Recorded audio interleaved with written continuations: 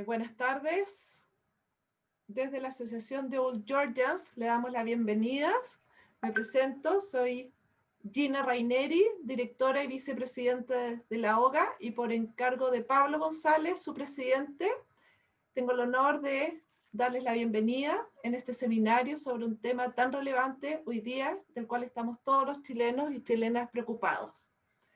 En primer lugar, quiero dar la bienvenida a los panelistas, y en especial al padre David Howe, rector del colegio y director de la OGA, quien nos dará unas palabras de bienvenida. Muchas gracias, Gina. Good evening to everyone. Buenas tardes a todos los Old Georgians que se han conectado. Esta semana celebramos las graduaciones de la generación 2020 en St. George. Ustedes saben que nuestro lema es derecho a lo difícil, recte ad ardua, right into the fray. Tan relevante este año porque he recordado a nuestros Georgians actuales, futuros Old Georgians, que no es que queremos lo difícil, no es que queremos sufrir, es que un Georgian, cuando enfrentamos un obstáculo, algo difícil, no nos escapamos. De hecho, vamos derecho a lo difícil, con valentía, con confianza, con fe. También hemos pensado en sus graduaciones que la misión del colegio es que ellos y ellas, mujeres y hombres Georgians, son ciudadanos competentes y cristianos comprometidos. Es necesario ambos. Formamos su mente, formamos su corazón, formamos su alma, para que construyan ellos y ellas un Chile más justo y solidario y un mundo también más justo y solidario. Vamos a celebrar próximo año, 2021, el aniversario de 50 años de Mujeres en St. George's College. Y formamos una familia en el colegio. Desde el principio, la congregación Holy Cross hemos pensado en nuestra espiritualidad de la importancia de ser una familia unida. Hombres, mujeres, mamás, papás, sus hijos, nosotros como hermanos y hermanas en St. George's College. Ustedes como chilenos forman una familia enorme. Y este próximo paso en su historia es considerar cómo van a vivir juntos como familia, ¿sí? Ojalá me entiendan. Yo sé que mi español es horrible, básico, acento duro. But stay with me for 30 segundos más, porque vamos a rezar una oración de la congregación, y este es por los colaboradores de Santa Cruz y sus asociados. En este momento, ustedes Old Georgians, nuestros gran colaboradores. In the name of the Father, and of the Son, and of the Holy Spirit. Amen. Dios bondadoso, pedimos tu bendición sobre estos hombres y mujeres de Old Georgians, quienes comparten la misión de Holy Cross, por medio de sus oraciones y del dedicado trabajo que realizan en nuestros ministerios, por medio de su colaboración con nosotros, que no solo reconozcan y desarrollen sus propios dones, sino que también reconozcan las aspiraciones más profundas de su vida. Aumenta su compromiso con la misión, su celo por el ministerio y su devoción a nuestro querido fundador, Padre Moreau. Bendice a sus familias y seres queridos, y haz que sean verdaderos hombres y mujeres que aportan esperanza. Te lo pedimos por Jesucristo, tu Hijo, con María, nuestra Madre, junto a nosotros.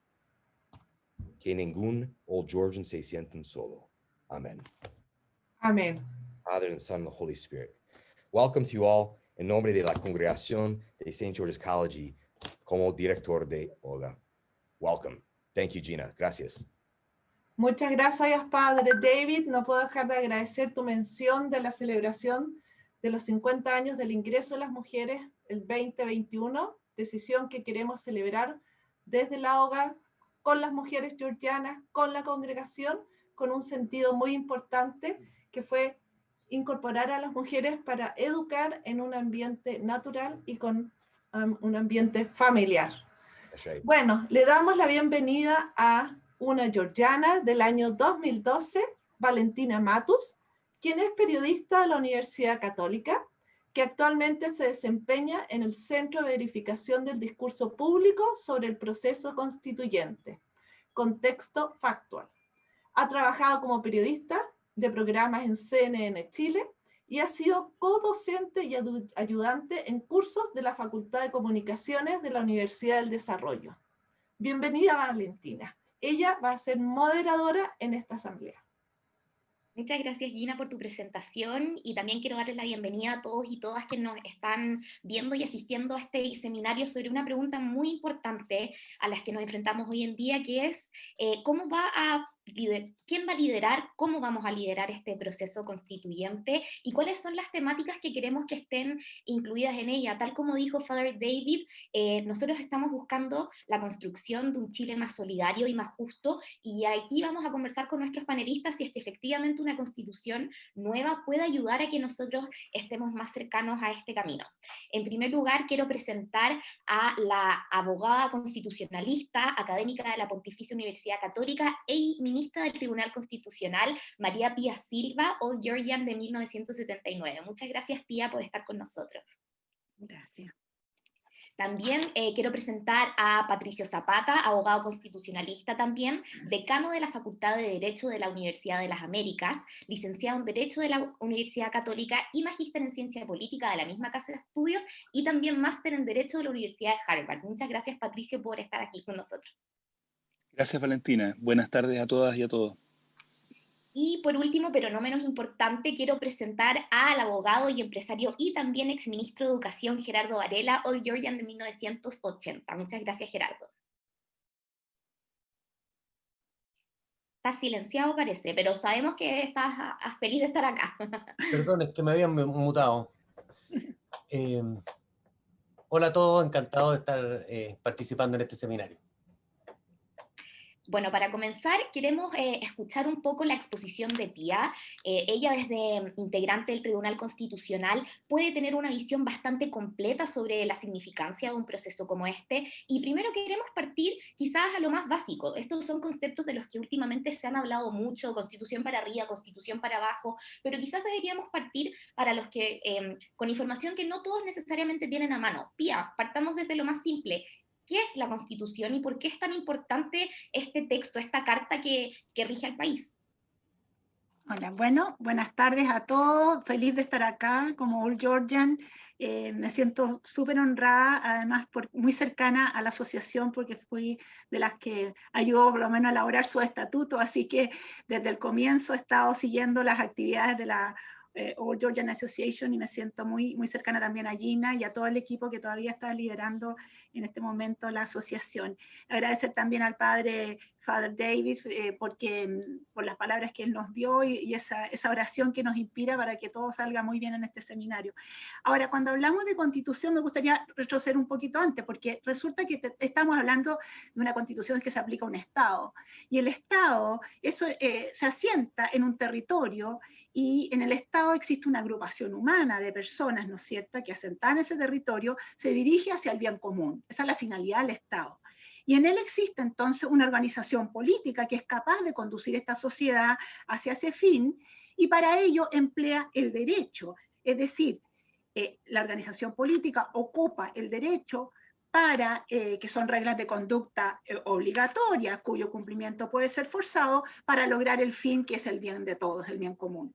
Ahora, el poder máximo que existe dentro del Estado, o la soberanía, la tiene el pueblo, la agrupación humana que está sentada en ese territorio, ¿ya? Y a este pueblo se le reconoce entonces la capacidad de expresar una voluntad que dirija, oriente la dirección política y el contenido de las normas jurídicas a través de distintas reglas, ¿ya? Y entre esas reglas de derecho, que son las que mueven al Estado para conseguir su objetivo propio, se encuentra la Constitución. La Constitución es la regla más importante, está por sobre toda otra norma positiva, ¿no es cierto? Y todas las demás reglas deben ajustarse a ella. Y por lo tanto está en la cúspide, como decía Hans Kelsen, de la jerarquía normativa. Eso significa entonces que la máxima decisión del pueblo es darse una constitución, porque a partir de eso todo el resto de las reglas y por lo tanto todos los comportamientos de los individuos, de los órganos políticos, tienen que ajustarse a esa regla fundamental. Eso es lo que se llama el principio de supremacía constitucional, que está por sobre el resto de las reglas. De ahí la importancia del establecimiento de una constitución. ¿Y quién es el que establece una constitución? Es el pueblo, como les decía, a través del ejercicio del poder constituyente, que es esta facultad entonces que se le reconoce a la sociedad política para establecer una constitución. Ahora, este poder constituyente se puede mirar desde dos perspectivas. Primero, como el constituyente originario, o sea, es el que inicia o que se expresa por primera vez, está elaborando y estableciendo una ley fundamental. Y el poder constituyente derivado o instituido es aquel que se ejerce cuando se modifica la constitución vigente de acuerdo a ciertos procedimientos que están en la propia constitución. Ahora, esta idea de constitución, de ir estableciendo estas reglas fundamentales, parte en el siglo, especialmente el constitucionalismo como un fenómeno, es la tendencia que parte en el siglo XVIII con la Constitución de Filadelfia de Estados Unidos de 1787, de una tendencia a ir plasmando en textos escritos y solemnes las bases fundamentales de la organización del poder y de la garantía de los derechos fundamentales. ¿Ya? Y a tal punto es importante esto que, según la época de la Revolución Francesa, en la Declaración de los Derechos del Hombre y del Ciudadano de 1789, decía que una constitución, no hay constitución si no hay una garantía de los derechos fundamentales y además un respeto por la separación de las funciones públicas. En la constitución tiene que estar establecido, por lo tanto, estas reglas fundamentales que establecen cómo se distribuye el poder, cuáles son los límites que tiene el poder, por tanto el principio de separación de funciones, y por otro lado también una constitución tiene que estar garantizado y establecido los derechos fundamentales. Además podemos agregar que en un Estado constitucional y democrático de derecho como el que nos rige actualmente, también en una constitución tiene que haber mecanismos de participación ciudadana para la toma de decisiones más fundamentales. O sea, la participación política también es un elemento que necesariamente debe estar en una constitución democrática.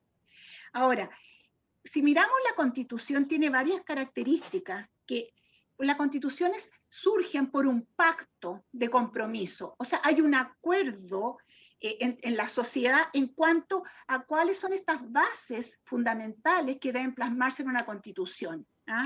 En un momento histórico determinado, este poder constituyente originario se pone de acuerdo sobre ciertos principios y valores que los identifican y que deben regir la convivencia. ¿Ya? Por eso que es un pacto social de compromiso, una constitución. También es una ley fundamental, como les decía, está en la cúspide de la jerarquía normativa y es la más importante, fundamental en el sentido la más esencial. ¿Ya? También una constitución es, porque es un pacto, es expresión de la cultura de un pueblo y recoge su texto, su evolución histórica también. O sea, las reglas reflejan también una cierta idiosincrasia y también la historia de ese pueblo. ¿Ah? Hay constituciones que uno las lee y dice, bueno, ¿por qué esta norma tiene tanto desarrollo?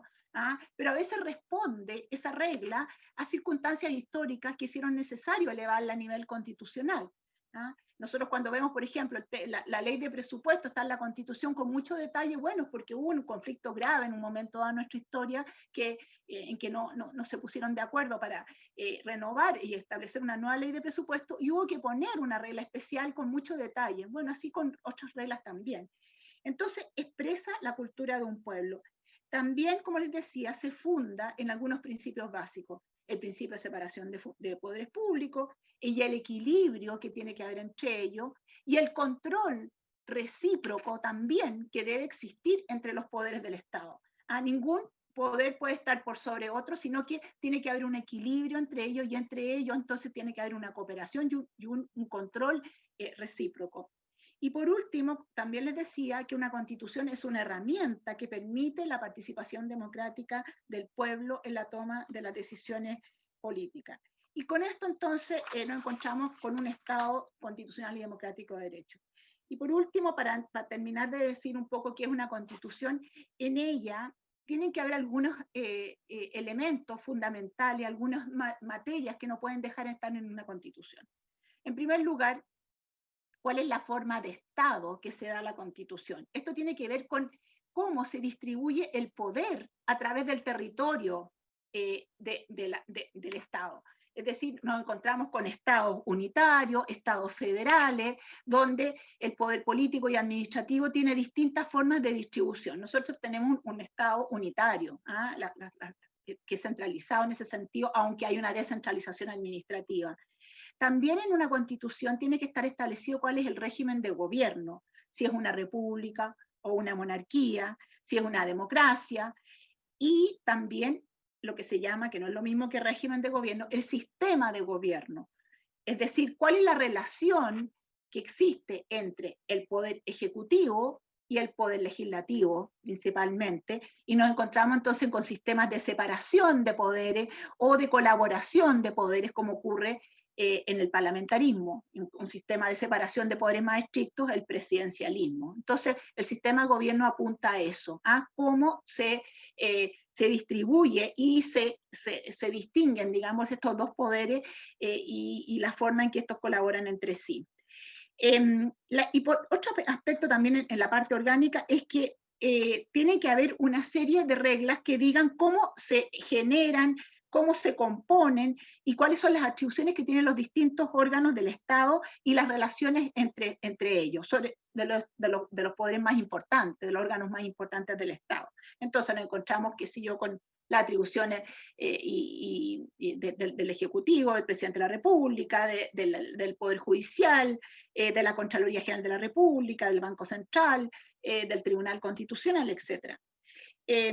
Y por último, también los procedimientos de reforma tienen que estar de la propia Constitución, tienen que estar plasmadas en ella. Y luego, en cuanto a los derechos fundamentales o a la parte como ya tiene que ver más bien con valores y principios, nos encontramos que en las constituciones se plasman valores como la dignidad humana, la libertad, la igualdad, la solidaridad, el Estado de Derecho, son todos principios y valores que están en la Constitución. Y hay un catálogo, una enumeración de derechos fundamentales que se aseguran a las personas y a los grupos, que pueden ser derechos individuales, derechos civiles y políticos, derechos sociales, derechos de tercera generación, etc.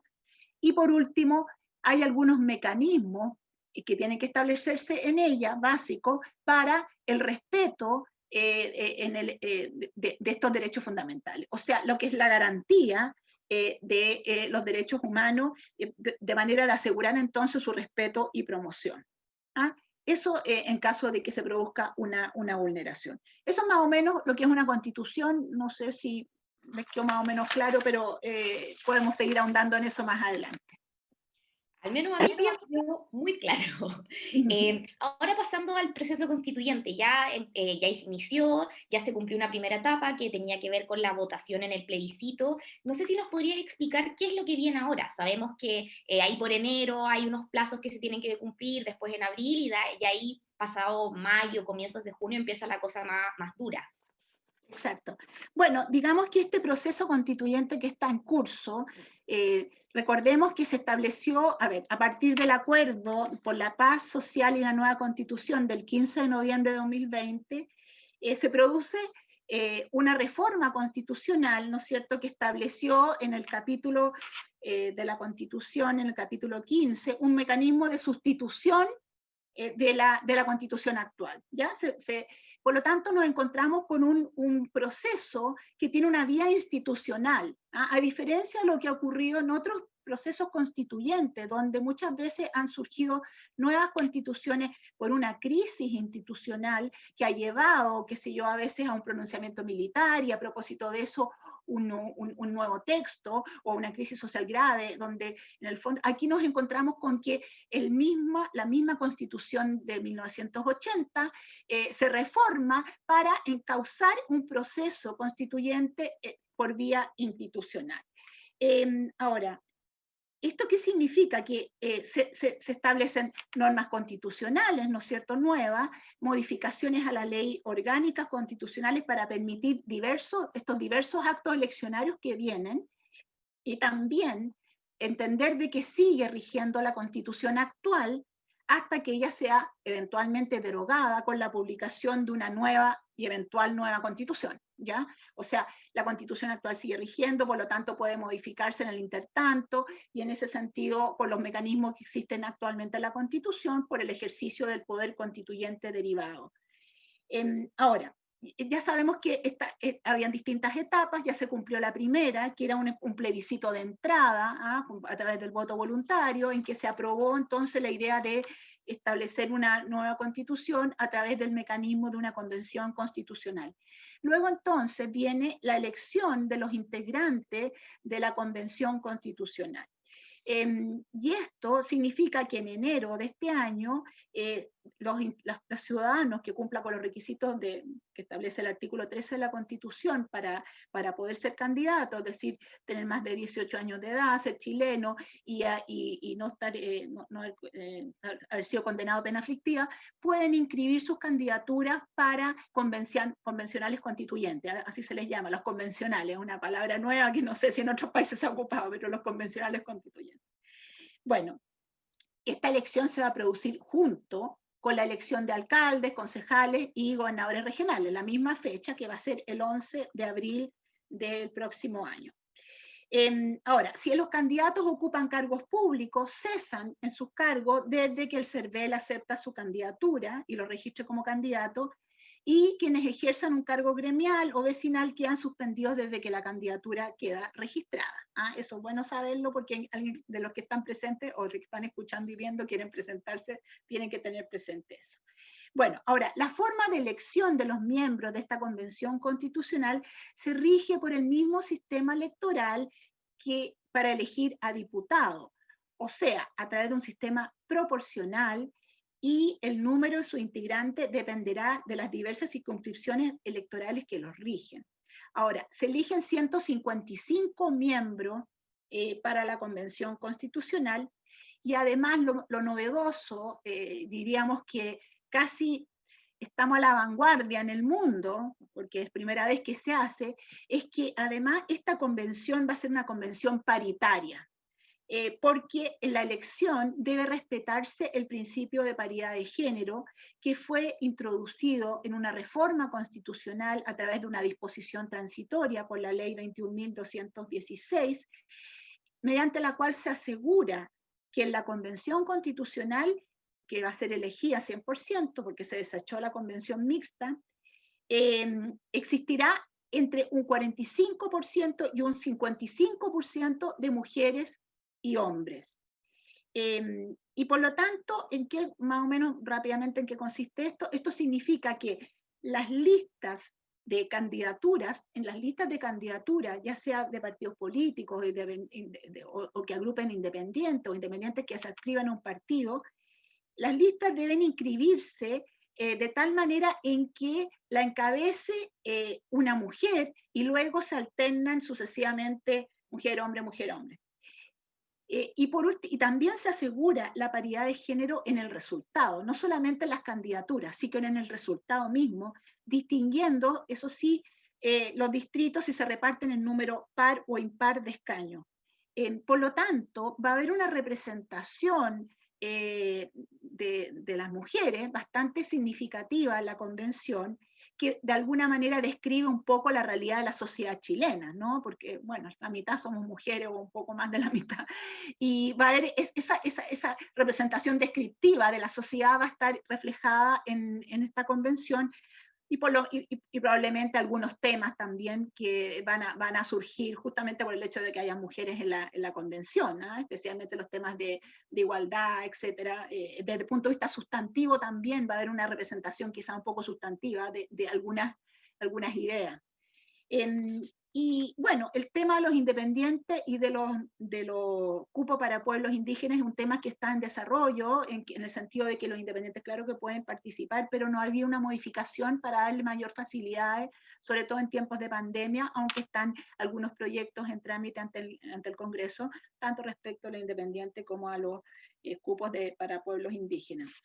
Y por último, no sé si sigo hablando, porque después viene el funcionamiento mismo de la convención en cuanto a los tiempos, quizás le doy paso a los demás invitados, en que esta convención se instalará en mayo, ¿ah?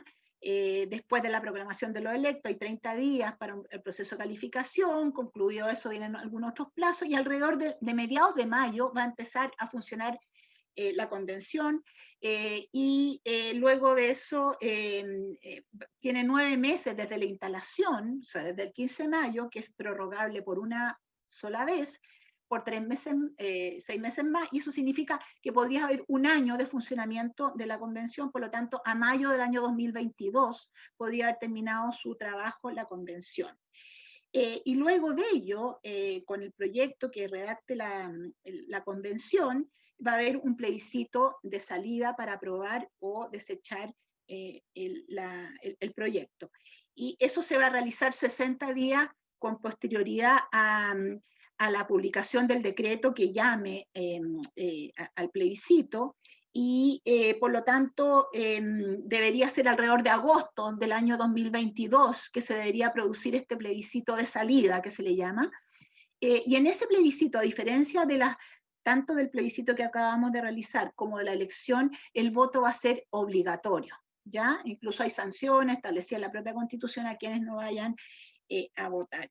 Y de aprobarse la nueva Constitución, rige en el momento de su promulgación, o sea, 10 días después de la promulgación y 5 días después de la publicación, y se entendería derogada la Constitución actual desde esa fecha de aprobarse la nueva Constitución. Y de no aprobarse, bueno, continúa la Constitución actual. Ahora, la aprobación va a significar una comunicación formal, por supuesto, del TRICEL con el resultado, y luego eso va a haber un acto formal también ante el Congreso, porque los parlamentarios van a tener que jurar por una nueva constitución. Así es que eso es como un poquito anecdótico, pero también está en la reforma. Y hay muchas otras cosas que me gustaría que pudiésemos conversar también, pero más que nada es el calendario, ¿no? Sí, justamente como tú mencionabas, Pía, ese es el calendario que lo explicaste de muy, muy buena forma, quedó súper bien explicado. En caso también que se llegara a aprobar esta nueva constitución, va a ser repartida gratuitamente, así para que la población pueda conocer su nuevo contenido. Y ya pasando quizás al contenido, antes que todo quería comentarles a todos nuestros asistentes que pueden realizar sus preguntas en la barra de preguntas y respuestas que está acá abajo a mano derecha en el Zoom. Si es que no las podemos levantar dentro del panel de conversación, de todas formas se pueden ir respondiendo de forma escrita, así que pueden plantear todas sus dudas y comentarios ahí, y nosotros vamos a estar bien atentos para responderlas. Y ya pasando quizás a un tema un poco más de fondo sobre la Constitución, me gustaría preguntarte, Gerardo, ¿cómo ves tú esta oportunidad de escribir una nueva Constitución? ¿Qué significa para el país? Todavía no te escuchas, tienes que silenciar el micrófono. Ahí sí. No, es que me había pedido silenciarlo. Gracias, Valentina, por la pregunta. Bueno, la verdad que yo era de aquellos que no quería aprovechar esta oportunidad y por eso voté rechazo, pero dado la inminencia del proceso, yo creo que hay que sacar lo mejor de esto y participar votando, participar siendo candidato, trabajando, porque esto puede salir muy bien o muy mal, digamos. Y para la generación en la que yo me siento, la verdad que este es un partido un poquito jugado, estamos de salida, pero para la generación que tú representas, están definiendo las reglas del juego para los próximos, no sé, ojalá que sea lo más largo posible, pero por lo menos 30, 40 años, digamos. Y lo que hay que entender es que en toda sociedad, en todo momento, está ocurriendo una batalla ideológica. Uno puede no interesarle, puede no gustarle, puede decidir no participar, puede decidirse hacer el leso, digamos, pero ni por un minuto piense que no está existiendo. Y en Chile tenemos una batalla ideológica y la madre de todas las batallas es la batalla por la Constitución. Y la pregunta entonces si va a haber una comunidad de intereses y un consenso suficientemente fuerte para que esto no se transforme en una batalla campal, sino que sea un cuerpo normativo sustentable y suficientemente armónico. Por eso que a mí me parece que la regla de los 2/3 no solamente es por parte y pieza, sino que para el todo. ¿Y por qué? Porque las constituciones suponen cierta organicidad. Parte del problema que tenemos en Chile es que la Constitución la fuimos modificando por partes y piezas y en algún minuto ya no reconocimos el todo. Entonces tienes un presidente con mucho poder y que puede ser minoría en el Parlamento, con un sistema que ya no es binominal sino que proporcional, que debilitó a los partidos políticos. Eso ha demostrado ser disfuncional y como tal debe modificarse. Ahora yo era partidario de hacerlo en el mismo Congreso, Chile ha decidido que se haga en esta Asamblea Constituyente o Convención Constituyente y me parece bien. Y la pregunta entonces, si va a haber consenso en hacer algo que funcione. Tú dijiste que quieres una Constitución más justa y solidaria. Yo creo que nadie se opone a que queremos un Chile más justo y solidario. La pregunta es si es la Constitución el mecanismo eficiente para lograr eso. Yo creo que la verdad que no está ahí. Yo creo que la solidaridad, la justicia, primero, no sé si todos entendemos lo mismo, qué es lo que es ser justo y qué es lo que es ser solidario. Y segundo, eso me parece más bien que se logra a nivel de personas. Las personas son más justas y más solidarias. Ahora, los sistemas, aquí lo que debe lograrse es yo creo, una razonable distribución de poderes. Las constituciones tienen dos partes fundamentalmente. Una que es una parte de derechos personales, cuáles son aquellos derechos que nosotros como personas tenemos frente al poderoso. ¿Y quién es el poderoso? ¿El poderoso es el Estado o son las mayorías? ¿Pueden las mayorías derogar mis derechos personales? La verdad que por regla general no, salvo contados. Entonces, cuando uno ve la madre de todas las constituciones, que la Constitución norteamericana se protegió de dos cosas fundamentalmente: de los gobiernos, que el Estado no pisotea a las personas, y de las mayorías, que mayorías transitorias no puedan vulnerar derechos de las personas, porque lo que tiene que hacer un buen sistema democrático es asegurar que quien hoy día es minoría, mañana pueda ser mayoría. Entonces, ese es el catálogo de derechos personales. Por ejemplo, cuando se hizo la Constitución norteamericana se discutió si debían haber derechos personales o no, si el derecho a la vida es un derecho que existe porque me lo reconoce la Constitución, o es, como dirían mis colegas de la Universidad Católica, un derecho que existe por el solo nacer. Yo tengo derecho a la vida y tengo derecho a obligar al Estado que me lo reconozca, aunque no esté en la Constitución. Pero bueno, esos son discursos teóricos. Hoy día la verdad que ese catálogo de derechos está en la Constitución. Y después está la distribución del poder. Y la distribución del poder, a mí me gusta el sistema actual en que tú tienes fundamentalmente poder ejecutivo, poder legislativo y poder judicial. Y después tiene algunos órganos que han ido naciendo a propósito de la experiencia del abuso del poder en Chile. Por ejemplo, tenemos un tribunal constitucional que vela porque el poder político no abuse de los derechos constitucionales. Y por eso existe el Tribunal Constitucional. No se creó en un vacío, se creó a propósito de una experiencia vital. El Banco Central Independiente. Lo que sabemos es que el poder político abusaba de la moneda y generaba inflación. Era una máquina creadora de inflación. Tratamos de evitar eso y generamos un Banco Central Independiente. Entonces, nuestra experiencia ha ido incorporando en esta Constitución ciertos balances, equilibrios y distribuciones de poderes que es bueno mantener. Y después hay un montón de cosas que yo creo que se van a discutir. Por ejemplo, ahora Acuerdo Constituyente sacó un proyecto, dice, mire, el Estado va a ser laico. Estamos de acuerdo en eso. ¿Qué significa eso? Ellos dicen, bueno, se acaban las exenciones tributarias para la iglesia y ningún peso fiscal puede ir a educación religiosa. ¿Respeta eso los derechos de las personas? Si más de la mayoría de los chilenos se declaran de alguna religión, digamos, es justo que el Estado, por ejemplo, en los colegios subvencionados, hay más de 1.700.000 niños en colegios subvencionados, no puede ir plata de la subvención a un colegio. Es justo que la Universidad Católica no pueda recibir plata porque adscribe a una determinada religión. O sea, son todos temas de discusión.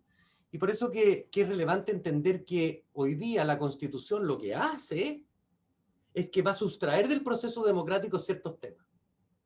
Si uno siguiera Neruda dijo, en Chile no hay revolución hasta que no se publique en el diario oficial. Bueno, hoy día está la oportunidad de que se publique en el diario oficial, se plebiscite y se valide. ¿Cuál es el texto constitucional que queremos? ¿Un texto que fortalezca a la sociedad civil o un texto que fortalezca a la élite política? La élite política está incómoda con esta Constitución y está incómoda hace mucho rato. Es una constitución que limitó el poder del Estado y las mayorías. Por eso a mí no me disgustaba esta constitución. Ahora, hoy día, ¿qué es lo que va a salir? Yo quiero ser optimista, un optimista racional, y quiero creer que la inmensa mayoría de los chilenos no se va a dejar tironear por las puntas, por los extremos de la izquierda, por los extremos de la derecha que quieran tomarse la constitución. Y va a salir un texto razonablemente bueno que distribuya el poder y reconozca los derechos de las personas. Con eso termino para que hable otro. Don Patricio, que está. Gerardo, muchas gracias. Patricio, me gustaría plantearte la misma pregunta. ¿Cuál crees tú cómo se presenta esta oportunidad de escribir una nueva constitución y si efectivamente estás de acuerdo con la postura que menciona Gerardo sobre que hacer un país más solidario y más justo no necesariamente está en las manos de este texto? Bueno, y quiero comenzar agradeciendo mucho la invitación, la generosidad de ustedes. Soy un semi-georgiano o un georgí, porque claro, fui apoderado, mis 3 hijos estudiaron en el colegio, tengo muchos amigos georgianos, pero no soy all Georgian, así que les agradezco la gentileza. Si sirve de algo, no me pierdo los sábados en la tarde los partidos del Fighting Irish de Notre Dame y sigo atentamente su performance. Van segundos después de Alabama. Tuve el placer de conocer Notre Dame.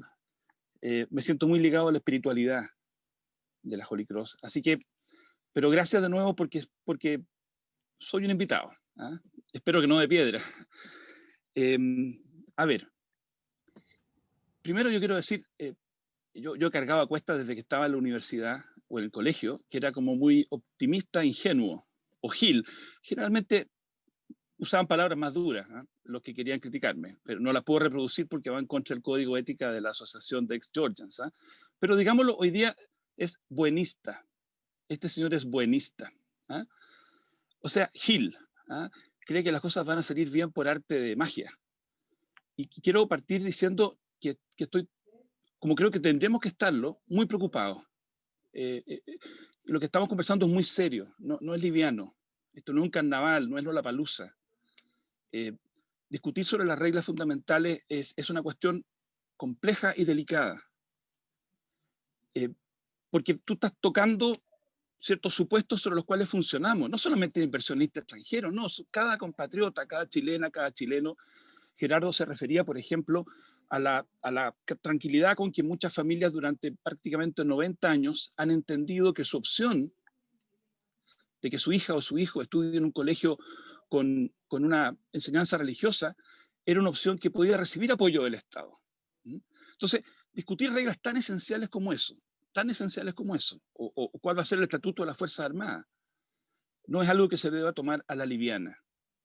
Yo estaba contento la noche del 25 de octubre porque hice campaña muy activa por el apruebo, pero estaba muy lejos de la idea de destapar champaña porque estamos en el minuto 12 del primer tiempo. Entonces, realmente, aquí simplemente recibimos un mandato muy categórico de la ciudadanía, y ahora viene la responsabilidad de estar a la altura, una enorme responsabilidad. Y le hablo a un público, me imagino, de muchas personas que tienen ya responsabilidades, tienen micrófono, tienen cámara, tienen la posibilidad de influir sobre otros. Yo por lo menos ando cargado con una sensación de responsabilidad monumental. Así que me lo tomo muy en serio. Ahora, yo creo que no teníamos muchas opciones. Hay personas que pensaban que como tenemos una crisis económica tan terrible, y como hay una situación de violencia tan terrible, y como hay un clima de intolerancia tan terrible, no nos daba para más. ¿Qué me pasa a mí? Yo creo que necesitamos la reactivación económica, necesitamos la reactivación de la paz, necesitamos la reactivación de la tolerancia, pero necesitamos también cohesión social. Si no queda cojo. Necesitamos cohesión social. Y los empresarios más lúcidos, yo creo que lo vienen planteando con mucha fuerza y con mucha claridad. El país necesita cohesión social. Y es difícil que haya cohesión social si las instituciones no son percibidas como legítimas. Y aquí teníamos un problema, había un grupo de compatriotas con buenos argumentos, de muy buena fe y de muy buena voluntad que han defendido la Constitución, pero tendrán que reconocer que hay una parte del país, un sector del país, que no siente que la Constitución sea suya. Es una tragedia para cualquier país.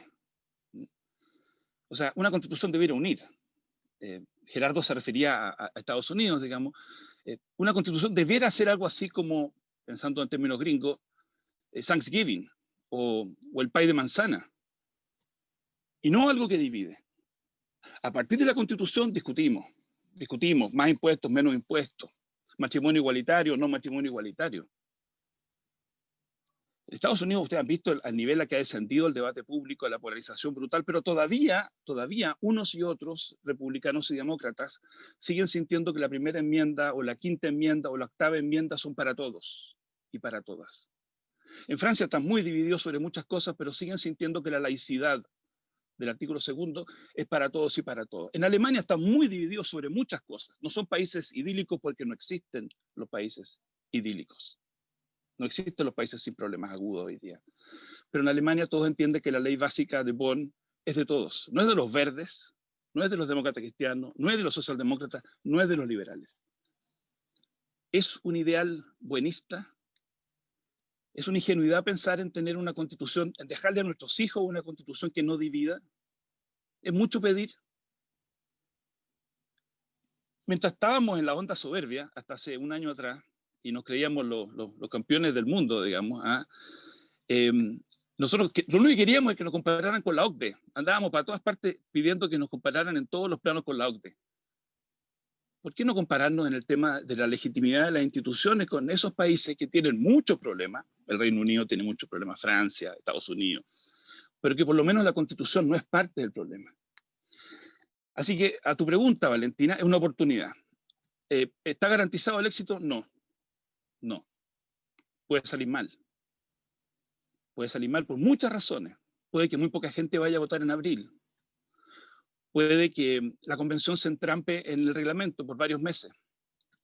Puede que salga un proyecto que no deje contento a nadie y que luego en el plebiscito, un plebiscito obligatorio, en junio del 2022, no haya mayoría. Porque va a ser bien distinto votar por una cosa de carne y hueso, donde no todos van a quedar felices, que haber votado hace apenas un mes por una idea. Y cada uno llenaba esa idea con su propia fantasía personal. Todo va a ser muy difícil, va a ser muy difícil. Pero yo por lo menos, y en esto no creo que el padre David lo haya dicho con este sentido, pero cuando él recordó el lema del colegio, recte et ardua, yo creo que no teníamos opciones. O sea, chutear el problema para 3 años más cuando haya más paz social o cuando haya más tolerancia. Chutear el problema 3 o 4 años más cuando la economía esté de nuevo creciendo al 4%. O sea, ¿quién más hubiera querido yo que el 2015, cuando la presidenta Bachelet propuso un proceso muy moderado, lo hubiéramos hecho? No se hizo. Entonces, más que llorar sobre la leche derramada, creo que hay que tomar la oportunidad. Me tomo lo que dijo Gerardo. Aquí hay que tomar la oportunidad, hay que participar. Las personas que votaron rechazo son indispensables. Fue muy importante que hubieran votado. Fíjate bien, en otros procesos constituyentes, los que estaban con dudas no votaron, se marginaron. Eso pasó en Venezuela.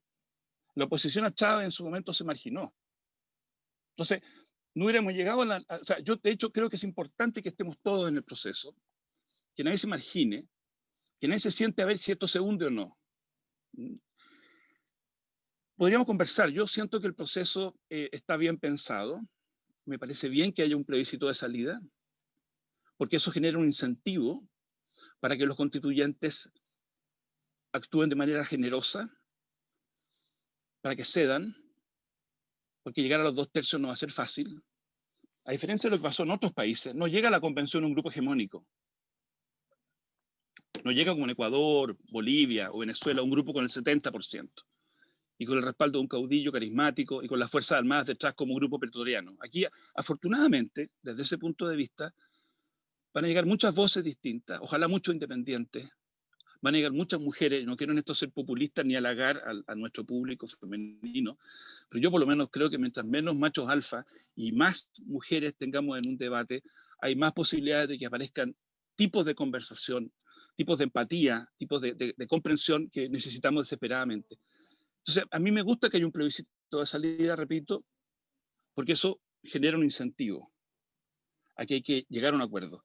Se ha especulado mucho, aquí termino, se ha especulado mucho de que esto de los 2/3 podría dar lugar a ciertos cálculos estratégicos conspirativos, que alguien dijera, en realidad no voy a jugármela por sacar una constitución importante, porque lo que no quede en la constitución queda para mayoría simple, o sea que habrían incentivos para que la gente fuera a torpedearse y a bloquear. Yo lo que creo es que las personas que vamos a elegir en abril, lo único que van a querer es que estén en la constitución las cosas por las cuales fueron elegidas o elegidos. Y puede ser la inclusión de pueblos originarios, puede ser la autonomía del Banco Central, puede ser una perspectiva de género en la Constitución. No creo que esas personas digan, una vez que se instalen ahí, en realidad no importa que salga una Constitución de 3 artículos, que salga como un reglamento condominio. No. Pero para conseguir que lo que le interesa a esa persona esté en la Constitución, va a tener que ceder un poco. El desafío para la técnica es que no sea un charquicán, y efectivamente que la generosidad y las renuncias recíprocas no resulten en una especie de cosa hinchada y abultada, y hay una preocupación que hay que atender, porque como dice bien Gerardo, una constitución debería tener una cierta coherencia interna y no ser una suma o agregado de cosas para que todos queden contentos. Termino, creo que es mejor escuchar preguntas, expresando entonces que siendo, creo yo, sobrio en términos de la comprensión del desafío, sin estar en un estado de jolgorio, tengo esperanza. Tengo esperanza. Siempre he tenido más esperanza en nuestra gente que en nuestras élites. Mucho del jugo que vemos lo dan nuestras élites. Yo tengo esperanza en nuestro pueblo. Lo tuve en los 80, cuando mucha gente decía que no había solución y no había remedio. Yo tenía 16, 17 años, para la campaña del no, el año 88, y era presidente de la FEU, que había mucha gente que pensaba que no teníamos remedio. Entre el Frente Manuel Rodríguez y la CNI no teníamos remedio. Una y otra vez me he encontrado que la gente es muy sensata, más que sus élites. Y yo tengo esa convicción. Chile no se ha jodido. No se ha jodido. Se puede joder. Se puede joder. Pero no se ha jodido. Ese es mi ánimo, esa es mi confianza, y por supuesto hay que trabajar. Super, Patricio, muchas gracias por tu intervención. Les seguimos recordando a quienes están asistiendo a este panel de conversación que pueden dejar sus preguntas en el sector de preguntas y respuestas. Nosotros después, en un ratito más, las vamos a ir recogiendo, ya que son preguntas bastante diferentes y transversales a estos temas. Vamos a ir una a una, pero antes me gustaría preguntarles sobre algo que mencionaron los tres. Pía dijo que tiene que haber un catálogo de derechos fundamentales. Gerardo cuestionó si vamos a dejar que sean las mayorías quienes la decían, y Patricio dice que necesitamos una reactivación de la paz, de la tolerancia y de la cohesión social. Mucho de eso también convergió el año pasado con el estallido social. Las personas salieron a la calle a exigir ciertas demandas. Uno puede estar de acuerdo, puede estar en desacuerdo con estas demandas, pero efectivamente muchas personas en Chile esperan que este proceso constituyente sea una respuesta a estas demandas que ellos exigieron ya en octubre, noviembre y durante todo este año. Y me gustaría preguntarles a ustedes, Gerardo, Patricio, ¿cuáles creen ustedes que son estos derechos que puedan estar reflejados en la nueva Constitución? Sabemos que vamos a partir, entre comillas, de la hoja en blanco, es decir, sin un anteproyecto. ¿Qué derechos se deberían mantener, profundizar? ¿Cuáles quizás efectivamente no deberían estar en la Constitución y cuáles otros se deberían agregar? Gerardo, comencemos con tu opinión.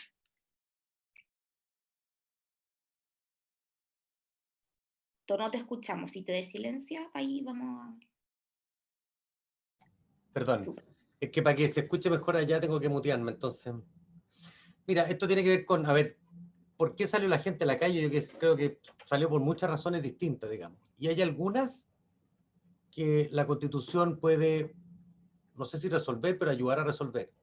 Por ejemplo, el concepto de cohesión social, legitimidad. Esos son conceptos que las constituciones pueden resolver. Pero si yo voy a tener mejor pensión o peor pensión, eso está más bien sujeto a los límites que da la economía. Si voy a tener mejor salud o peor salud, puedo tener el derecho a la salud, digamos, y nadie lo va a discutir, y está hoy día en la Constitución, digamos. La pregunta es si por vía constitucional vamos a mejorar las colas de los hospitales. La verdad que esta Constitución lo que hizo en su minuto fue sacarle la mochila al sector público de todos aquellos que eran capaces de pagar. De manera que el sector público focalizara su gasto y su actividad en los más necesitados. Y el sector público hoy día tiene un presupuesto de 64.000 millones de dólares. Eso es más grande, el presupuesto de gasto del Estado de Chile es más grande que lo que Uruguay produce en un año, o sea, mucha plata. El presupuesto del Ministerio de Educación son 18.500 millones de dólares, eso es 2/3 del PIB de Paraguay.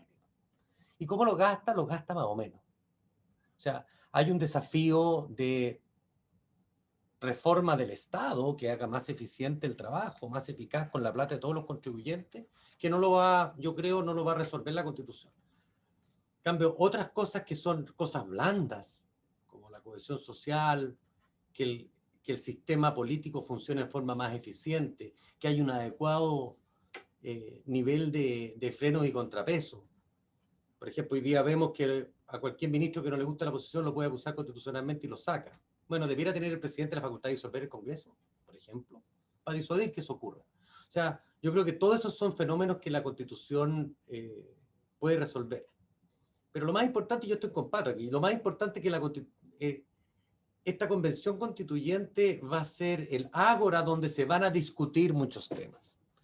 Y algunos, espero yo, queden bien resueltos, otros más o menos, y otros definitivamente no se van a poder resolver, porque el problema de escasez, que es un fenómeno económico que nace con el pecado original, no lo va a resolver una constitución. Y podemos tener más o menos derecho en la constitución a lo que la izquierda denomina de segunda generación, como derecho a vivienda, salud, educación. No va a mejorar la calidad porque está en la constitución, digamos. En eso es materia de ley y materia de gestión. Entonces yo creo que uno tiene que ser menos idealista respecto de las cosas que la Constitución puede resolver y las que no. Y yo creo que respecto de muchas de las ilusiones por las cuales la gente marchó, no digo quemó metro, porque la gente quemó metro y esas no se van a resolver nunca, digamos, pero la gente que marchó en paz, que protestó, que llevó a sus niños, esas cosas es probable que algunas sí puedan resolverse, pero las muchas no, porque el problema de escasez no se ha resuelto, y no lo ha resuelto Chile, digamos. Es un fenómeno económico. Muchas gracias, Gerardo, por tu visión. Patricio, ¿qué opinas tú? Bueno, a ver, estoy de acuerdo en varias cosas. Yo por lo menos, no voy a hablar por los demás, nunca he insinuado siquiera que porque la Constitución diga algo van a haber más camas en los hospitales o va a haber mejores sueldos para los profesores. Tengo la impresión de que en general la gente no cree eso. ¿ah? Yo le daría el beneficio de la duda, no partiría pensando que existe esa expectativa tan burda, pero efectivamente hay expectativas, y por eso hablé al principio del estado de ánimo con el que creo que hay que andar, porque hay expectativas, y la posibilidad de frustrarlas es muy grande, y el costo de la frustración es enorme. Hablando de escasez, ¿no es cierto? La confianza es un bien muy escaso entre nosotros, entonces no puedes traicionar la confianza.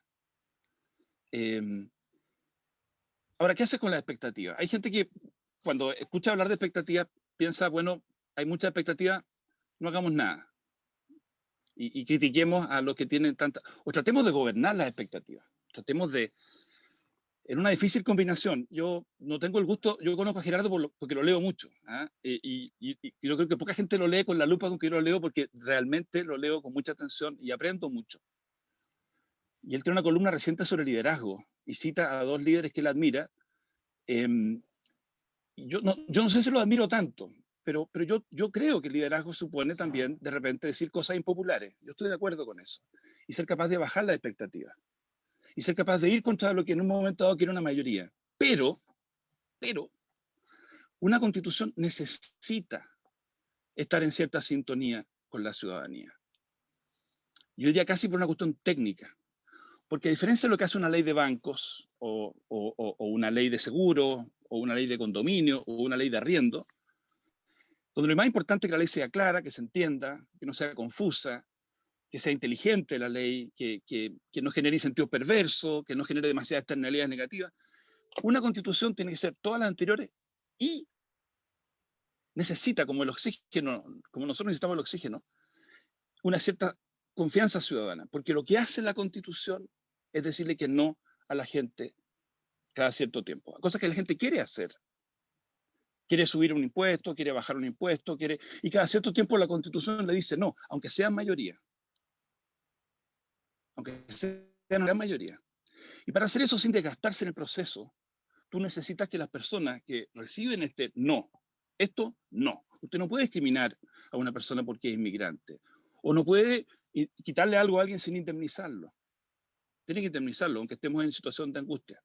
Usted no puede torturar a alguien para conseguir información valiosa para identificar al culpable.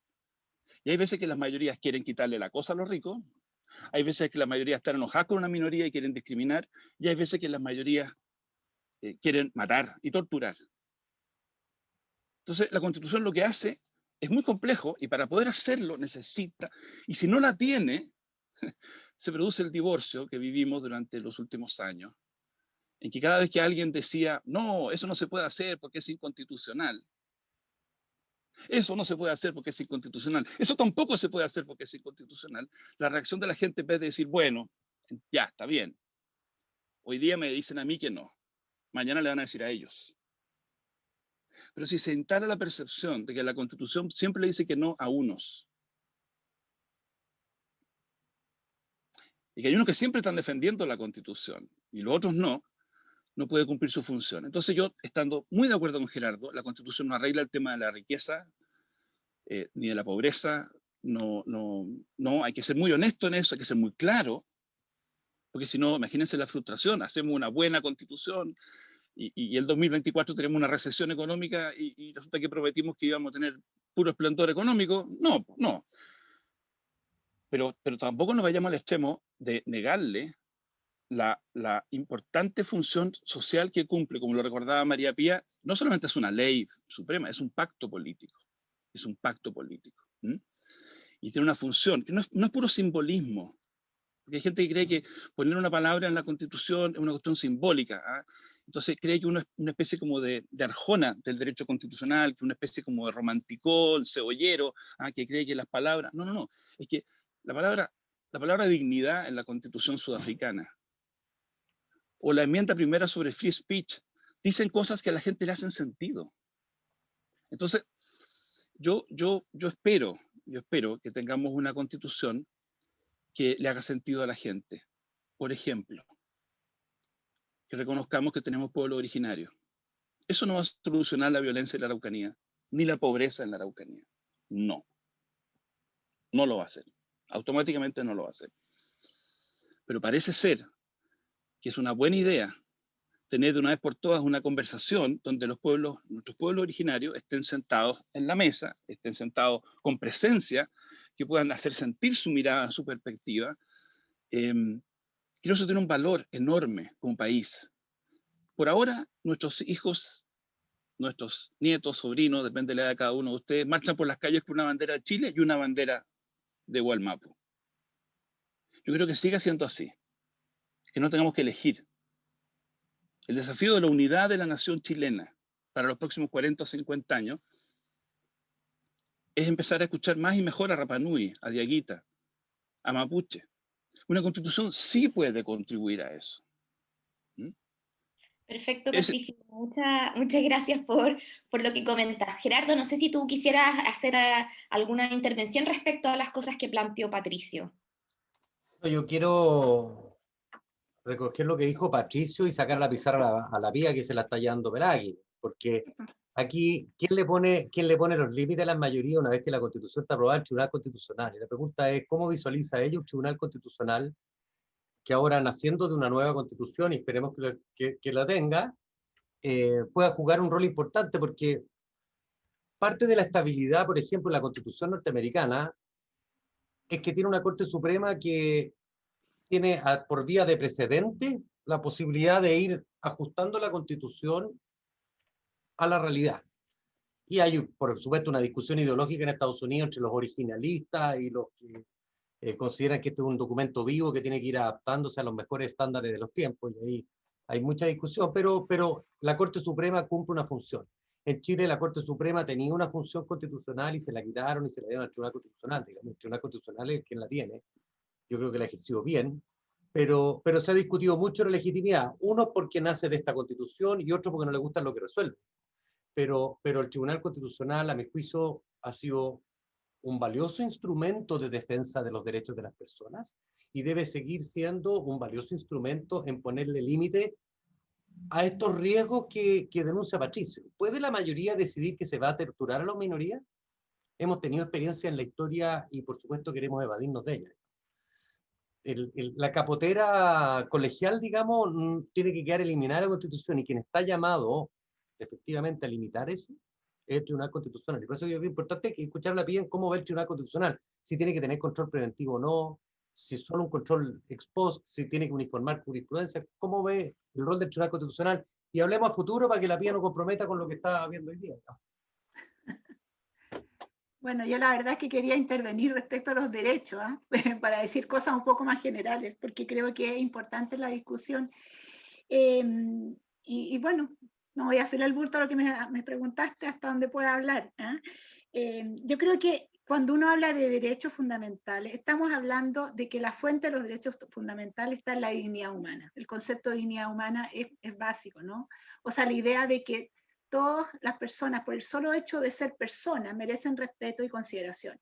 Y a partir de eso, por las características que tienen las personas, los seres humanos, que son seres racionales, sociables, políticos, surgen los derechos fundamentales, ¿no? Como consecuencia de esa constatación de la naturaleza humana. Ahora, esos derechos, claro, pueden estar positivizados, pueden estar en una constitución, pueden no estarlo, ¿no es cierto? Pero en la medida en que se aseguran en la Constitución, porque sabemos que la Constitución de Filadelfia en un comienzo, cuando nace, no tenía un catálogo de derechos, pero bueno, a partir de la Declaración de los Derechos del Hombre y del Ciudadano parece que sí es necesario que en una Constitución estén. Claro, porque eso le da garantía a las personas de certeza y seguridad de que esos derechos van a ser respetados, asegurados, delimitados también.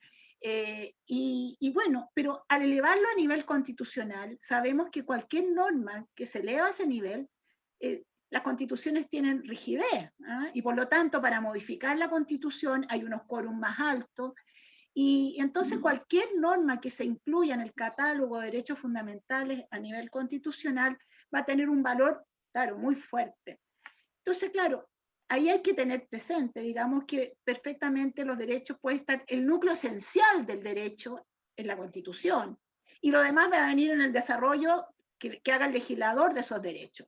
Y ahí hay como una cierta como límites que hay que poner claro, digamos, hasta dónde se desarrollan los derechos de la Constitución, porque eso los rigidiza, los complejiza, y a veces lleva a que los tribunales constitucionales u otros tribunales como las Cortes Supremas tengan que interpretarlo, porque estos derechos en el fondo son principios, son de alguna manera son mandatos, ¿no es cierto?, de optimización, como dice Alexis, que tienen fuerza obligatoria, pero que hay que interpretar, y ahí viene un elemento un poco subjetivo de parte del juez de cómo lo interpreta, sin perjuicio de que para interpretarlos tiene que aplicar, ¿no es cierto?, sus conocimientos, la doctrina, la jurisprudencia, y una serie de requisitos para poder interpretarlo adecuadamente, la historia del derecho, hay reglas de interpretación constitucional, pero de todas maneras, el elevarlo es una decisión compleja, y eso tiene que tenerlo presente, y por otro lado, como hablaba Patricio, y ya lo dije, es un pacto social de compromiso, o sea, es la sociedad la que se pone de acuerdo cuáles son esos derechos que tienen que elevarse a nivel constitucional.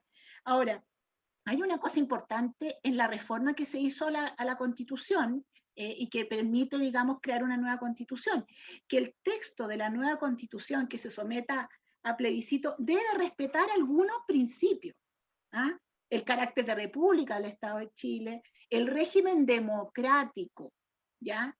Y resulta que la democracia no solamente es cómo se distribuye el poder, sino que también importa el reconocimiento y la seguridad que tiene el ciudadano de poder participar en el ejercicio del poder, y ahí también surgen una serie de derechos, ¿no?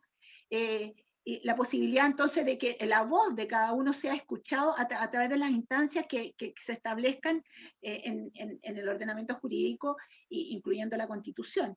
Y también otra cosa importante es que también otro límite al poder constituyente, en este caso, que va a crear una nueva Constitución, son los tratados internacionales ratificados por Chile que se encuentran vigentes.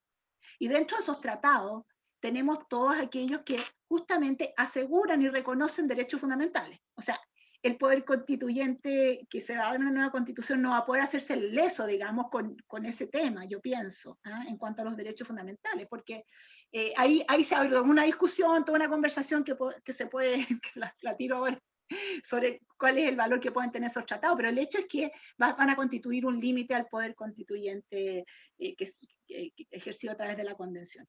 Ahora, en cuanto a cuál es el órgano que controla, ¿no es cierto?, digamos, una constitución, como decía Gerardo, bueno, hay distintos mecanismos de control, no solamente está en el Tribunal Constitucional o en una Corte Suprema, que son aquellos que ejercen justicia constitucional, sino que también hay otros órganos que ejercen un control de constitucionalidad. El mismo Parlamento ejerce un control de constitucionalidad cuando examina los proyectos de ley. El presidente de la República como colegislador también. La Contraloría General de la República. Y la ciudadanía también ejerce un control, también tiene una concepción de lo que es la Constitución. Quizás por eso nosotros muchas veces el Tribunal Constitucional escucha en audiencias públicas, cuando se trata de temas muy complejos y difíciles, escucha también. Eso no significa que escucha a la ciudadanía porque acuden a través de ONG, de distintos organismos, a dar su opinión. Porque la verdad es que todos y cada uno estamos llamados a tener una voz también en la forma en que nosotros concebimos la Constitución, porque justamente es un pacto que nos debe representar a todos.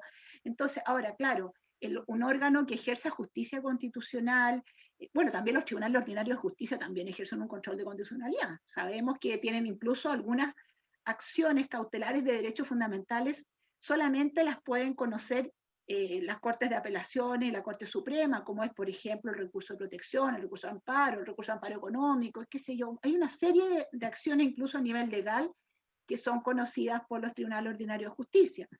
De ahí entonces que yo no podría decir de que es el único órgano que ejerce un control es el Tribunal Constitucional, pero bueno, el Tribunal Constitucional en Chile, dentro de un sistema no anglosajón como el norteamericano, que eso explica, digamos, que hablen de una constitución viviente, porque los precedentes de la Corte Suprema tienen un valor especial, que nosotros tenemos un sistema latino de jurisprudencia distinto, y europeo, ¿no es cierto? Por eso es que se creó un Tribunal Constitucional.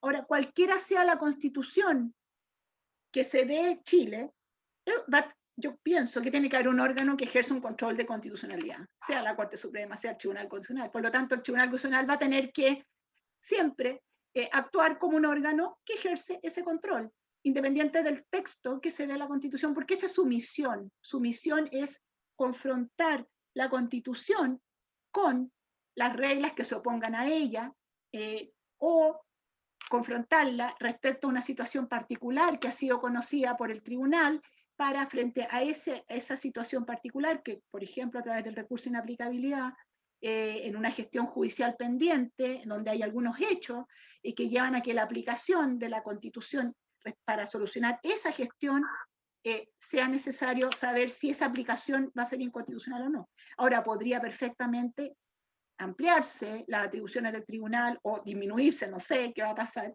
pero sabemos que en otros países existe también la posibilidad de un amparo constitucional, como ocurre en Alemania, como ocurre en España, como ocurre en Colombia, en muchos países donde el Tribunal Constitucional no solamente controla la constitucionalidad de las leyes, sino que también de los actos administrativos a través de la sentencia que dicten los tribunales de justicia, que en el fondo como una instancia superior que pone dice la última palabra en cuanto a la supremacía constitucional. Así es que alguna sentencia de alguna manera afecta, vulnera derechos fundamentales, podría haber una acción de amparo.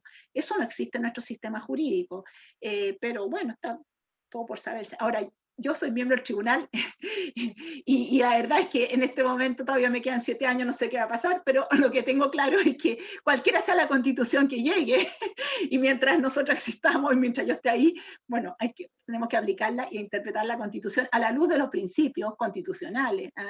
Y esos principios nos ayuda mucho la doctrina. Patricio también ha escrito libros, de repente los citamos en los fallos, y la jurisprudencia propia de nuestro tribunal. Incluso también se cita la jurisprudencia de cortes internacionales, que iluminan también a veces la manera en que uno visualiza los derechos fundamentales. Porque hay una norma en la Constitución que es muy interesante, que puede que cambie, ¿no? Pero que reconoce que como límite al ejercicio del poder están los derechos esenciales que emanan de la naturaleza humana. Por lo tanto, todos los órganos del poder están limitados por esos derechos. Y eso significa, además, que los órganos del Estado deben respetar y promover esos derechos, pero además los derechos que están en la Constitución, pero además los derechos que están en tratados internacionales ratificados por Chile que se encuentran vigentes. Ahora, no sé qué va a pasar con esa regla, pero sí lo que sí sé es que hay un límite, como les digo, que tiene la Convención al redactar la Constitución, que son estos tratados, tratados ratificados por Chile que se encuentran vigentes. Y yo creo que eso va a ser importante, porque lo van a tener que tener presente los convencionales cuando redacten un nuevo texto. Muchas gracias, Pía, por tu intervención. Yo sé que podríamos estar hablando mucho rato sobre esto, también sobre si es que efectivamente se están respetando los tratados actuales. Yo creo que eso también es una conversación interesante, pero ya nos queda poquito tiempo y quiero dar la oportunidad de que ustedes puedan responder las preguntas que tienen nuestros asistentes. Pía, me quiero quedar contigo porque hay varias dudas sobre qué pasa si es que no se llegan a acuerdos en ciertas normas. ¿Qué va a pasar en esa situación? ¿Qué pasa si son muchas? ¿Qué pasa si son pocas? Aquí, tanto Patricio nos comentaba que nos preguntaba que cuáles son las opciones para solucionar en estas situaciones, y si es que qué pasa con esta idea de la hoja en blanco, si es que se van a tener que aprobar después como leyes con quórum simple. No sé si nos puedes contar un poco sobre eso. Yo prefiero que esta pregunta la responda algún otro panelista. Perfecto. No quiero hacer especulaciones. Patricio, no sé si te gustaría pasar con esa.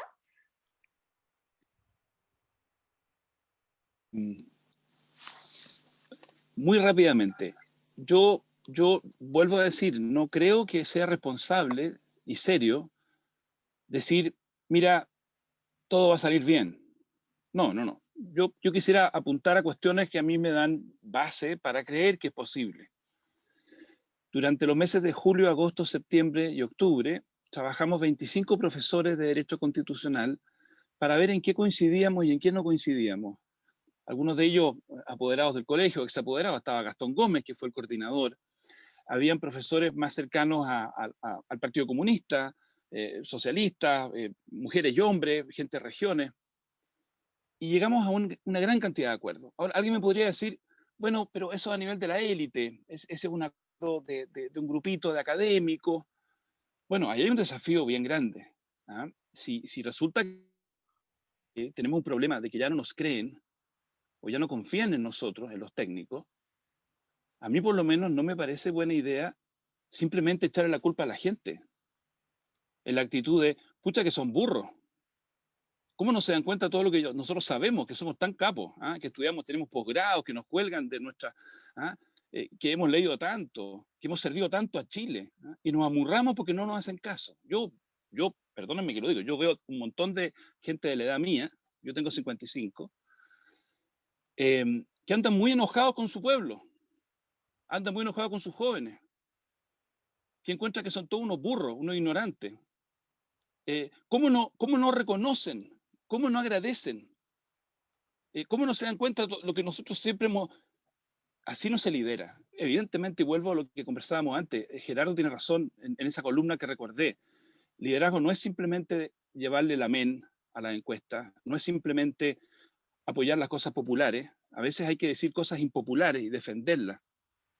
Pero si no te creen y no confían en ti, es de mucha soberbia pensar que toda la culpa la tiene esa ciudadanía. Es de mucha soberbia. Entonces, yo creo que hay bases en este grupo de académicos para decir que en Chile hay una tradición constitucional. Hay una tradición constitucional compartida. Ahora tenemos que llevar eso a la ciudadanía. Tenemos que aprovechar la campaña que se viene en abril, marzo y abril, que desgraciadamente creo que va a ser muy telemática con esto de la segunda ola o el segundo rebrote. ¿Ah?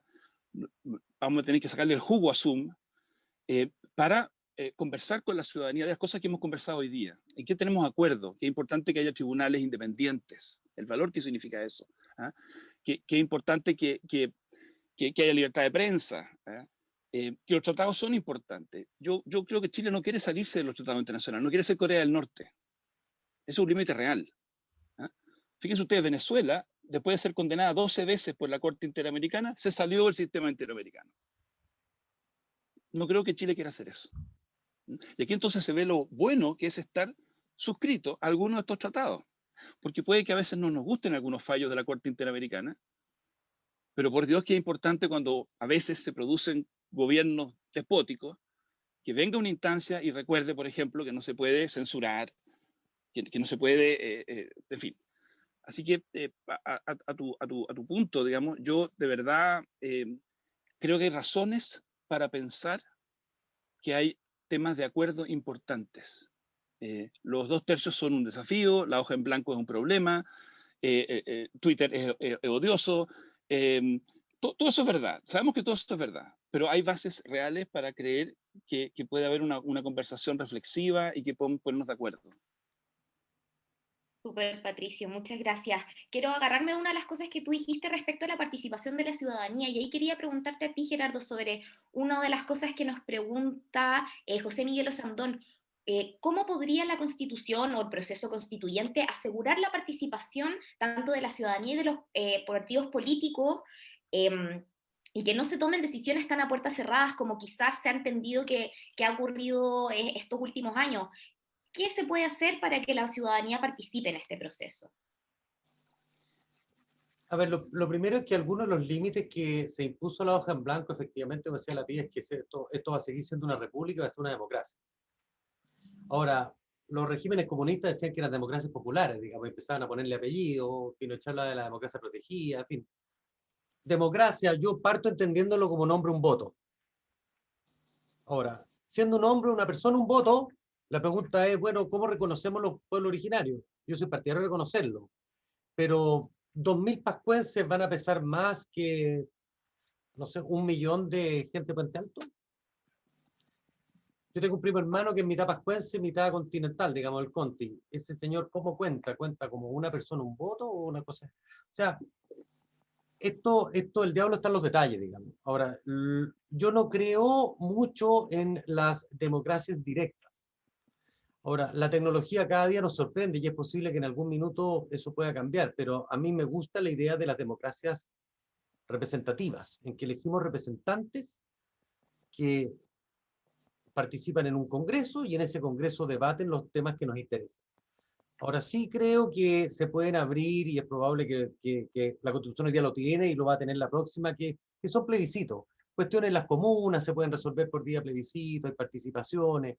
Yo creo que hay que abrir espacios de participación, pero la columna vertebral de un proceso político debe estar en la democracia representativa, y esa está genuinamente en el Poder Ejecutivo y el Legislativo y la forma como colegir. O sea, yo no sería partidario de cambiar eso, y no sé si en estos 25 constitucionalistas que han estado discutiendo ese es un tema que se vaya a variar demasiado. Yo creo que a Chile, bien o mal, le sirve un parlamento donde se discuten los grandes temas políticos y se buscan los acuerdos.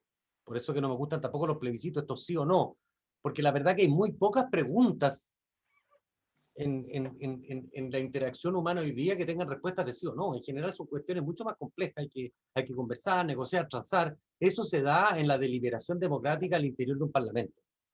De ahí viene su nombre, parlamentar, que es conversar. Ahora, lo que yo no creo, y creo que sí hay que solucionar, es este sistema de que en aras de la transparencia, la objetividad y la imparcialidad, los parlamentarios se enquisten y sean una casta aparte que no se relaciona con la sociedad civil. O sea, yo creo que hay que subir los estándares. Yo creo que hoy día, cuando tú tienes 1 millón y tanto de universitarios en Chile, no se justifica que un parlamentario no tenga estudios superiores. No basta cuarto medio. Dada la complejidad de los temas que se discuten ahí, yo creo que ya debiéramos pensar en que tienen que tener un título técnico universitario al menos. Segundo, yo yo pienso que efectivamente los parlamentarios hay que, por un lado, subir el estándar y por otro, permitir que transiten de la vida civil a la política y de ida y vuelta. Digamos. Lo importante no es no tener conflicto de interés, y quien no tiene conflicto de interés en este mundo es que no ha hecho nada. Yo creo que lo importante es que se transparenten y se conozcan, y tienen que haber mecanismos que permitan eso.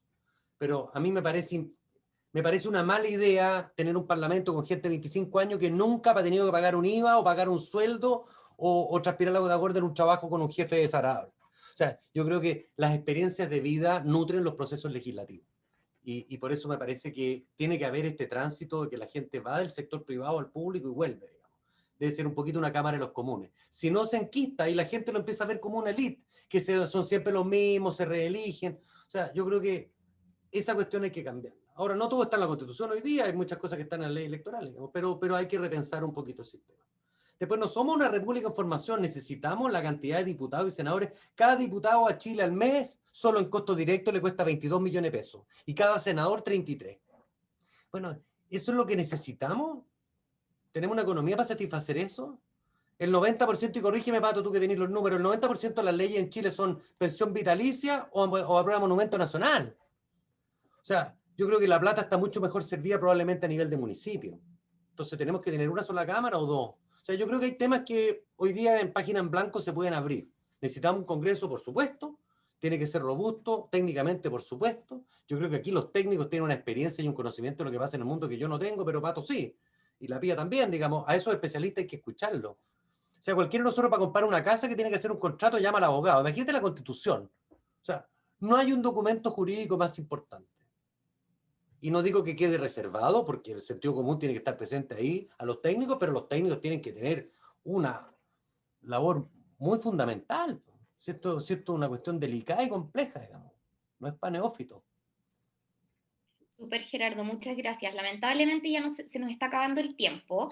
Quiero invitar a los panelistas a que puedan revisar las preguntas que están, porque también se pueden responder por escritas. Hay una sobre Fuerzas Armadas, hay otra sobre sistemas semipresidencialistas, entonces quizás ahí podrían aprovechar de contestar una vez que ya hayamos terminado el seminario. Sí quiero hacer una última pregunta que yo creo que va a ser de bastante interés para todos, es si es que Patricio está pensando en ser convencional, que yo creo que es algo que nos puede interesar a todos los que estamos viendo.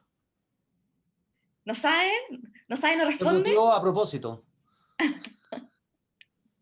Sí, le hace la pregunta después a Gerardo, pero yo sí, me encantaría, lo estoy pensando seriamente. Eso, súper francamente. Obviamente, ya sabe aquí obviamente, que obviamente, Patricio podría ser un candidato entonces. no, Gerardo, pero en tu obviamente. caso. No, yo voto por Patricio. Oye, muy cortito, yo quiero decir que cada vez que alguien dice Pato, yo soy feliz. Y cuando dicen Patricio, me acuerdo que así me llamaban cuando cometí un error en mi casa, o cuando metía las patas. Entonces, estoy feliz que cada vez que Gerardo dice Pato, feliz. Yo voto Bueno, por Pato. entonces, no sé O si por la quieren Pía. dar algunas palabras de cierre nuestros panelistas antes de cerrar y darle el paso a la asociación.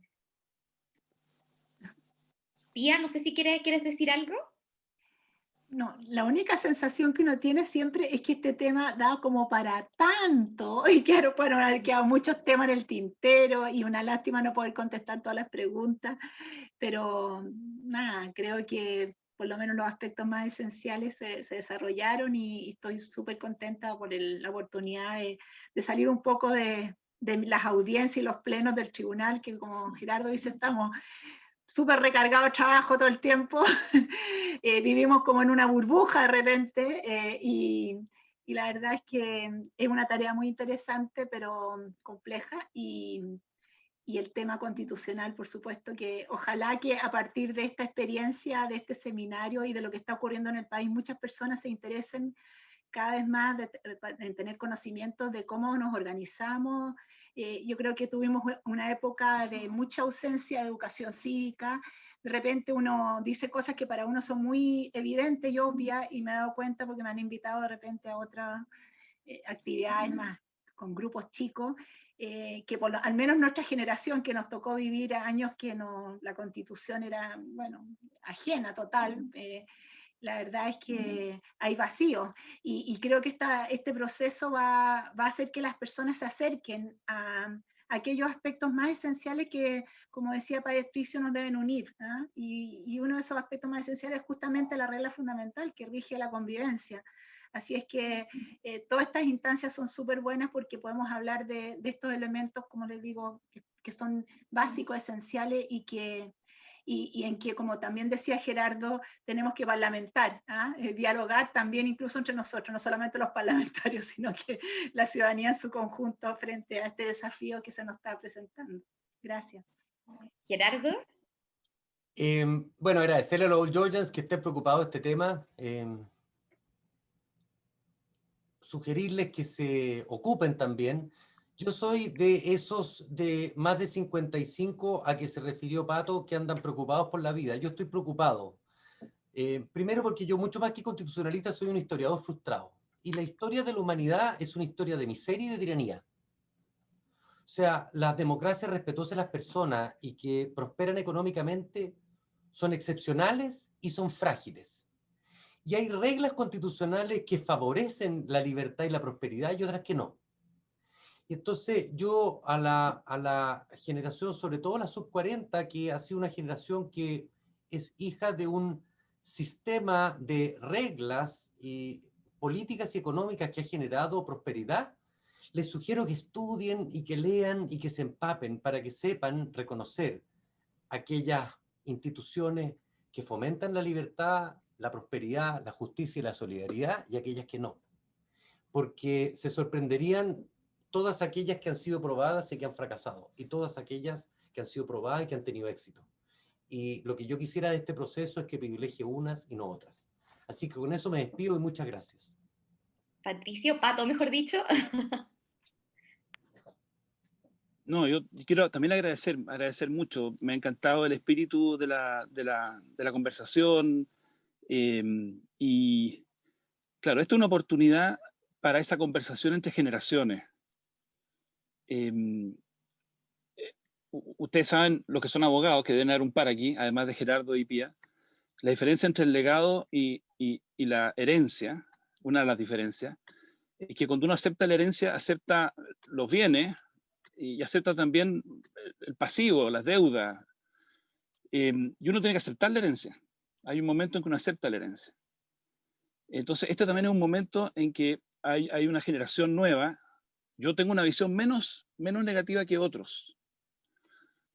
Yo he tratado de no idealizar cómo éramos nosotros cuando teníamos 18, 25, porque de repente escuchando a algunos amigos míos de mi edad, pareciera que cuando teníamos 20 o 18 éramos puros cicerones. ¿Ah?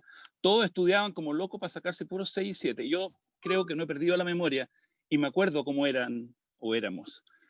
Esta generación joven tiene hartas cosas buenas, tiene cosas por trabajar, por pulir, pero son respetuosos de la diversidad, como nosotros no éramos. Valoran la igualdad entre hombres y mujeres como nosotros no lo hacíamos y nos cuesta mucho hacerlo. Saben discutir a veces y nosotros no lo sabíamos hacer a veces. Yo en ese sentido creo que a veces cuesta. Uno con los años se vuelve inevitablemente más idealiza lo que era su generación y se olvida lo que yo recuerdo, ¿ah? Y tiende a mirar a los más jóvenes con una... No hay que caer, por supuesto, en una febocracia, decir que los jóvenes son perfectos ni maravillosos. No es así. Yo tengo mucha fe también en los jóvenes, y entonces este es un momento de herencia. Ellos tienen que aceptar tomar este país, con las cosas buenas que tiene, con las cosas malas, porque eso es inevitable. ¿Ah? Este momento constitucional es un momento también de traspaso. Y la conversación en ese sentido va a ayudar. Yo creo que los hijos y los papás no conversaron mucho antes del 2019, conversaban poco. Y si conversábamos era para el carrete o quizá que otra lecera, el partido de fútbol. En estos últimos 2 años los hijos y los papás hemos conversado más. Hemos conversado, hemos discutido, hemos estado en desacuerdo. Pero eso es bueno, eso es muy bueno, porque la herencia viene, es el futuro. Super, Pato, muchas gracias. Yo quiero agradecerles a todos nuestros panelistas, Pía, Gerardo, Pato, su participación en el seminario de hoy. También quiero agradecerle a todos, a nuestros asistentes que estuvieron atentos, realizando preguntas y bien expectantes de todo lo que tenían para decir. Y también muchas gracias a la Old Georgians Association. Gina, te doy el pase. Muchas gracias por esta invitación y espero que hayan disfrutado y aprendido con este seminario. Sí, gracias Valentina. En nombre de la Asociación de Old Georgians, también agradezco a Valentina, a María Pía, a Pato y a Gerardo. El ambiente en que se dio esta discusión y este panel, yo creo que es un reflejo de lo que aprendimos en nuestro querido Colegio St. George, de tolerancia y respeto. Y como Asociación Old Georgians no puedo dejar de mencionar que vamos a seguir teniendo actividades en temas que son interesantes. Está dentro de nuestros 4 pilares estratégicos, ¿no es cierto? El crecimiento personal, la ayuda fraterna, la solidaridad y el esparcimiento. Por lo tanto, los invito a seguir las actividades de la Asociación de Old Georgians, a ser socios, porque todas las actividades son gracias a los aportes de cada uno de ustedes. Espero que nos veamos muy luego en más actividades en las cuales a todos nos interesa. Muchas gracias y muy buenas noches a todos. Gracias, Gina. Chao, chao, Pía. Chao, Pato. Chao, Chao, Valentina. Gerardo. Gracias. Chao, Pato. Chao, que estén Chao, muy bien. Valentina.